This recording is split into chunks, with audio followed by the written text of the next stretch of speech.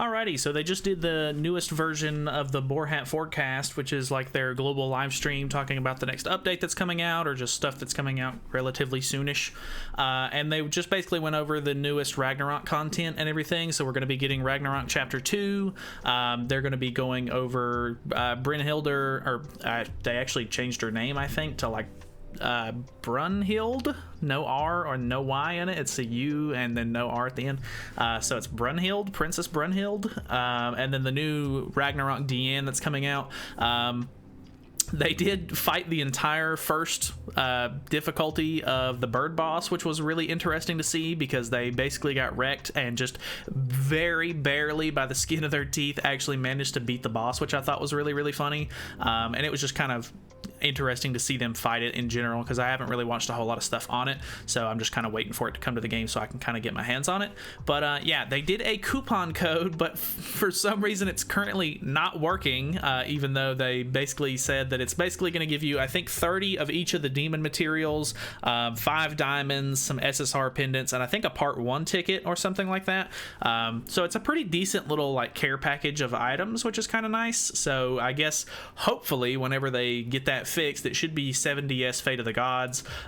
They gave the actual like website out that you can use, but you should be able to do it in game as well. All you have to do is open up your menu, go to miscellaneous coupons, and then click on Escanor, and then you'll put in the code there. But you can see even if I put in the code Fate of the Gods and confirm, it tells me that it's an invalid coupon code right now, so I'm assuming they'll fix that sometime in the future. So I don't know, I'll try to remember to put like a pinned comment or something like that whenever I do, but or whenever they do fix it. But yeah, they also did some sort of like little survey thing. I don't necessarily know how what would be the best way to like give you guys a link to this, so maybe I'll just try to link you back to their original video, which they said is going to be in the link in the description, but they still don't have the description updated either, so there is no way to access it currently at the moment. They're currently getting review bombed with dislikes, which is pretty typical for the global community. So I think they said that there's just a chance to win some like random rewards and stuff, but if I'm not mistaken, the princess, you have to answer 2 things, and then put in your actual information. So I'm on the global server, I would put my Netmarble ID in and my in-game name, and then Princess Brunhild's blood type is A, and then sword, Graham is the name of Sigurd's sword actually. So whenever they end up getting that fixed, or whenever I end up filling this out, I'll send that in. But those are the 2 hardest questions on here because you obviously aren't just inputting your own information. But it seems like a pretty interesting update. Obviously it's it's gonna be, hold on, where is it? Right here, yeah, Princess Brunhild instead of with a Y here and an R at the end. So it was, the translation from the Japanese version was Princess Brynhildr, but I guess it's Brunhild now. Anyway, yeah, they went over their skills and everything like that, which is kind of cool.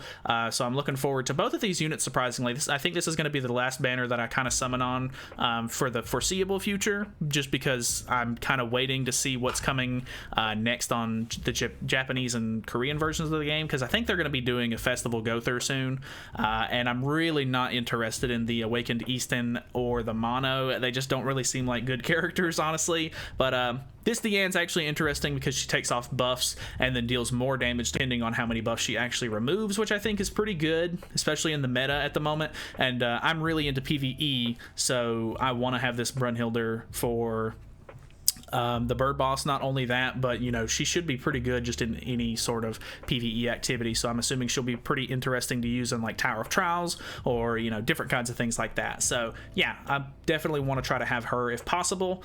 They, like I said, they did go over the bird boss a little bit, and it was cool to see them actually run it, but I mean, it seems like you're going to need a really good team. This is the team that they were using, and they actually shouted out Marilli, which is another like Grand Cross YouTuber, which I thought was kind of cool. And they even shouted out Nagato and Amazing YT at the very end, just talking about different kinds of things. So that was really, really interesting, which I think they did a little bit of some shout outs and stuff in the last one that they did, but that was like almost 2 months ago. So I did try to record myself watching this whole thing, but it ended up being like 40 minutes long because it took them so long to beat this bird boss. And I was like, well, it's not really worth just uploading like a 40-minute reaction basically to this whole thing. But yeah, they fought this bird boss for a really long time. And they were like, they were so close to losing, and they finally got ultimates at the very like end of it, right before they were going to get ulted, and they ended up taking it. So that was really good, I guess. They did go over, you know, the holy relics and everything like that, because obviously with the bird boss getting added, they are going to be adding the materials and stuff like that, so you can start crafting holy relics. They're, you know, they take a long time to build, so don't think that any of the, you know, regular players are going to have holy relics as soon as they release by any means.